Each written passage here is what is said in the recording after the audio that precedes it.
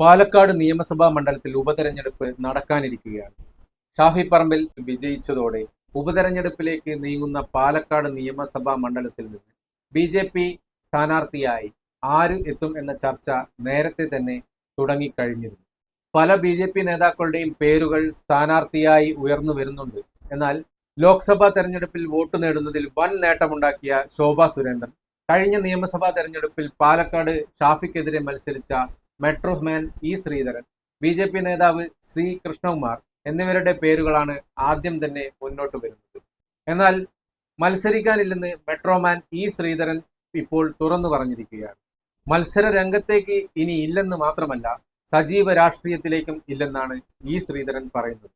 2021 തെരഞ്ഞെടുപ്പിൽ പാലക്കാട്ട് ഇ ശ്രീധരൻ 2ാം സ്ഥാനത്ത് എത്തിയിരുന്നു. ഇഞ്ചോടിഞ്ഞു നടന്ന മത്സരത്തിൽ 3859 വോട്ടിന്റെ ഭൂരിപക്ഷത്തിനാണ് UDF സ്ഥാനാർത്ഥിയായ ഷാഫി പറമ്പിൽ ഇ ശ്രീധരനെ പരാജയപ്പെടുത്തിയത്. ബി നാഷണൽ എക്സിക്യൂട്ടീവ് അംഗമാണ് ഇ ശ്രീധരൻ. പ്രമുഖരെ രംഗത്തിറക്കി നേട്ടം കൊയ്യാനാണ് ഇ ശ്രീധരനെ ബി നിയമസഭയിലേക്ക് മത്സരിപ്പിച്ചത്. ഒ രാജഗോപാലിന് പിന്നാലെ ഇ ശ്രീധരനിലൂടെ 2ാം നിയമസഭാ തിരഞ്ഞെടുപ്പ് വിജയമായിരുന്നു ബി ലക്ഷ്യമിട്ടത്. അതേസമയം കഴിഞ്ഞ നിയമസഭാ തെരഞ്ഞെടുപ്പിൽ ഷാഫി പറമ്പിൽ പാലക്കാട് മണ്ഡലത്തിൽ 54,079 വോട്ട് നേടിയപ്പോൾ ഇ ശ്രീധരന് 50,220 വോട്ടാണ് ലഭിച്ചിരുന്നത്. LDF സ്ഥാനാർത്ഥി 3ാം സ്ഥാനത്തായി.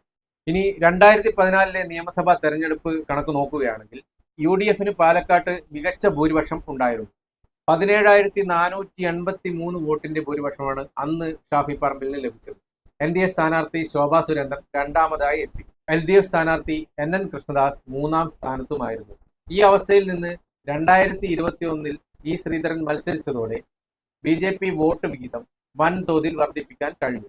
അതുകൊണ്ട് തന്നെ ഇ ശ്രീധരനെ ഒരിക്കൽ കൂടി മത്സരിപ്പിക്കാനുള്ള നീക്കം ബി ഭാഗത്തു നിന്ന് ഉണ്ടായിരുന്നു. എന്നാൽ ഇ ശ്രീധരന്റെ ഇപ്പോഴത്തെ തുറന്നു പറച്ചിലിലൂടെ, വെളിപ്പെടുത്തലിലൂടെ നീക്കമൊക്കെ പാളിയിരിക്കുകയാണ്.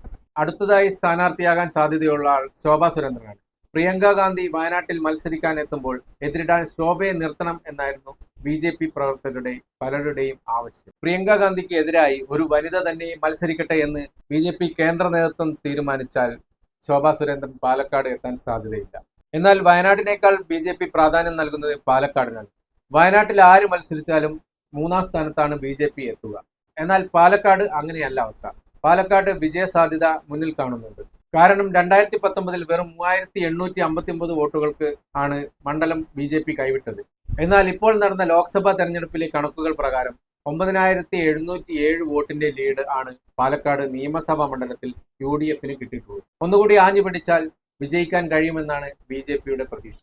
മാത്രമല്ല, കഴിഞ്ഞ തവണ ബി വിജയിക്കുമെന്ന അവസ്ഥയിൽ ഇടതുപക്ഷ വോട്ടുകൾ പോലും ഷാഫി പറമ്പിലിന് പോയിട്ടുണ്ടെന്നും എന്നാൽ ഉപതെരഞ്ഞെടുപ്പ് ആകുമ്പോൾ അതിന് സാധ്യതയില്ലെന്നുമാണ് ബി കണക്കുകൂട്ടൽ. ക്രൗഡ് പുള്ളറായ ശോഭാ സുരേന്ദ്രനെ സ്ഥാനാർത്ഥിയാക്കണമെന്നാണ് പ്രവർത്തകരുടെയും ആഗ്രഹം. പാലക്കാട് മുൻപ് മത്സരിച്ച സി കൃഷ്ണകുമാരോ സംസ്ഥാന അധ്യക്ഷൻ കെ സുരേന്ദ്രനോ മത്സരിക്കണമെന്ന് താല്പര്യമുണ്ട് എന്നും റിപ്പോർട്ടുകൾ വരുന്നുണ്ട്.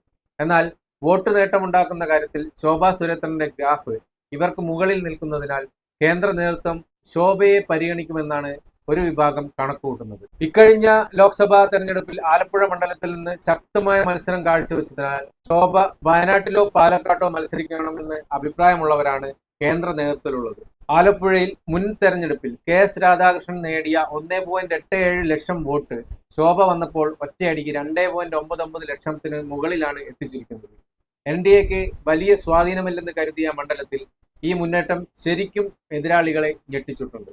വോട്ട് വിഹിതം 17.24% നിന്നും 28.3%-ആയാണ് ഉയർന്നിരിക്കുന്നത്.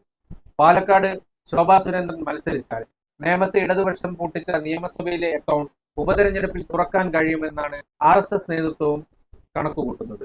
അങ്ങനെ സംഭവിച്ചാൽ അത് 2026 നിയമസഭാ തെരഞ്ഞെടുപ്പിന്റെ ഗതിയെ തന്നെ മാറ്റുമെന്ന ഉപദേശവും ബി RSS നൽകിയതായാണ് അറിയാൻ കഴിയുന്നത്. ശോഭാ സുരേന്ദ്രൻ നിയമസഭയിൽ എത്തിയാൽ അത് ഇടതുപക്ഷത്തിന് മാത്രമല്ല UDFനും വലിയ തിരിച്ചടി ഉണ്ടാകുമെന്നാണ് RSS നേതൃത്വത്തിന്റെ വിലയിരുത്തൽ. അതുകൂടാതെ പ്രചരണത്തിന് കേന്ദ്രമന്ത്രി സുരേഷ് ഗോപി കൂടി പാലക്കാട്ട് എത്തുന്നതോടെ ബി പ്രതീക്ഷ വർദ്ധിക്കുമെന്നതിൽ ഒരു സംശയവും ഇല്ല.